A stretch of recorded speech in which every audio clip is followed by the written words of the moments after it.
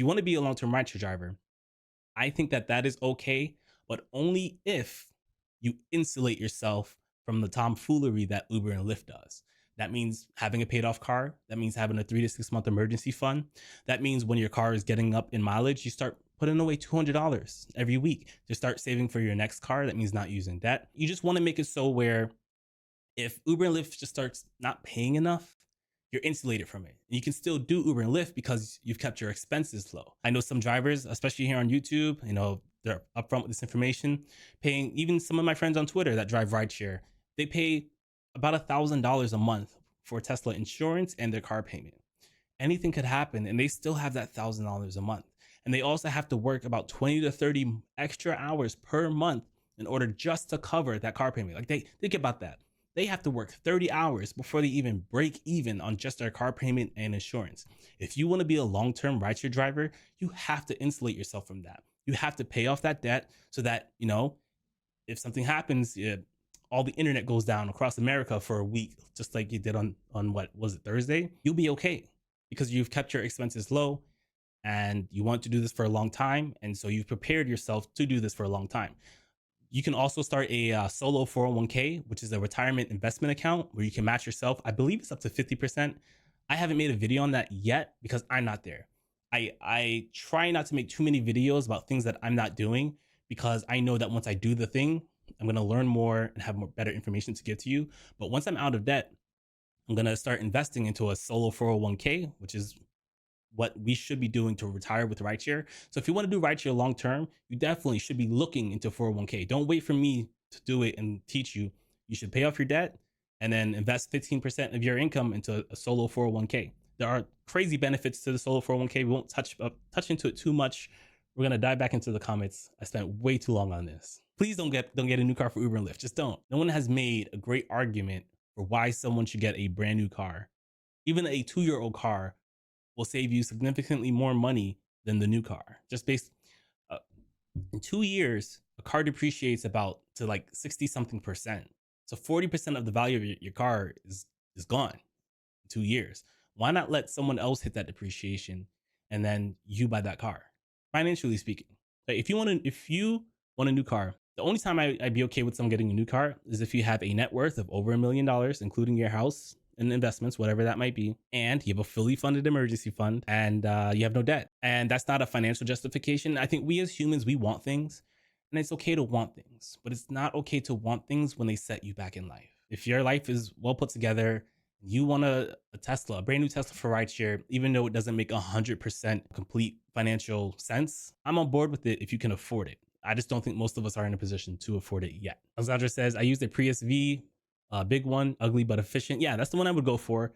The old Priuses are all ugly, but the brand new Priuses, they're so beautiful. They're so beautiful. What year are we in? 2024? 2024 Prius. I like the yellow one. I always show the yellow one. Look how sleek that is. So sleek. Can we zoom in? Yeah. But again, as tempting as I am to get this because of how sleek they look, I would not buy a brand new anything for Uber and Lyft.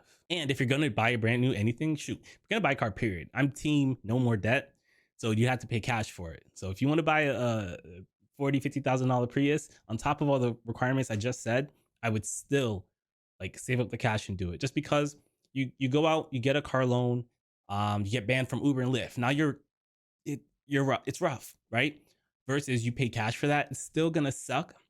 But instead of it being an emergency, it's now just a huge inconvenience. And that's kind of the difference between having debt and not having debt. I paid off my car in December. January, my check engine light came on. I thought there was a problem. I didn't screw in the gas cap enough.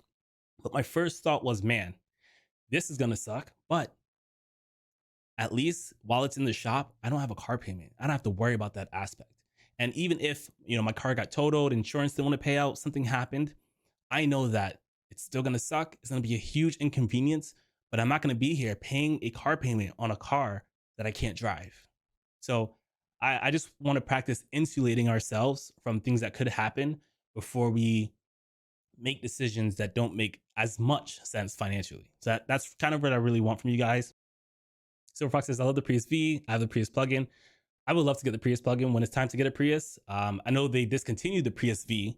So if I get a Prius in 2 years, the Prius V might not be what I'm looking at. We'll see. Says now I switch, I get a used Highlander hybrid.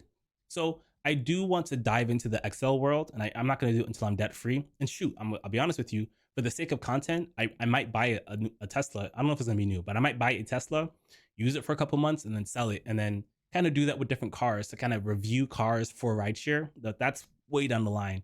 I got to make sure my personal finances are set before I do things like that, because while it doesn't make sense financially just to do for Uber and Lyft, I can kind of justify it as a YouTuber. But if I were to do an XL vehicle, I would go for a hybrid because, again, gas is our biggest thing, our biggest expense, or even maybe a used whatever the 7-seater is for Tesla. That could be an option. So my opinion was more based off of base rides, and I don't have much an opinion on XL, Comfort, Black, or whatever, just because I haven't really been doing that.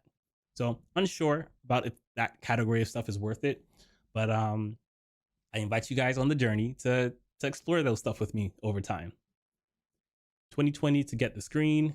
Silver Fox says my Prius had 432,000 when I sold it. That's dope, bro. That is such a that makes me feel happy. Yeah, 40. That's a huge number. It it aged out of Lyft. That's why I sold it. That's good. Someone who might want to do food delivery, that's a good car for them, or it might be a great car for someone who's just starting to drive.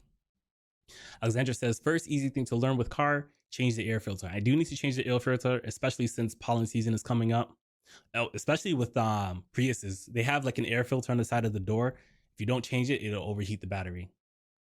Silver Fox says, I know all the faults of Prius. They're very reliable.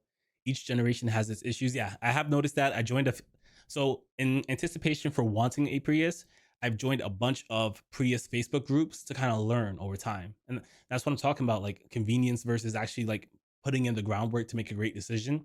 That's part of the game. And the more you're willing to do, the more you're going to insulate yourself from making the mistake, which will make buying a used car more worth it.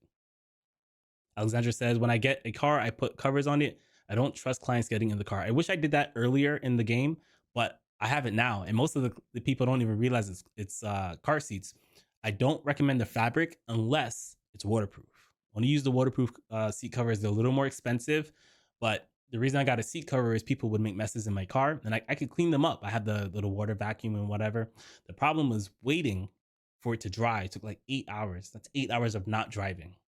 So with the seat covers, if someone makes a mess, I take my pictures, get my cleaning fee, clean it up. I keep cleaning supplies in my trunk in a bag, and then I can keep going. So in that sense, it's worth it. Sometimes I'm kind of like, yes, throw up.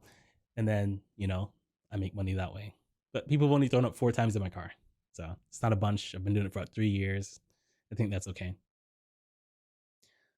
Alexandra says, it's never about the look. It's about the savings. I love it.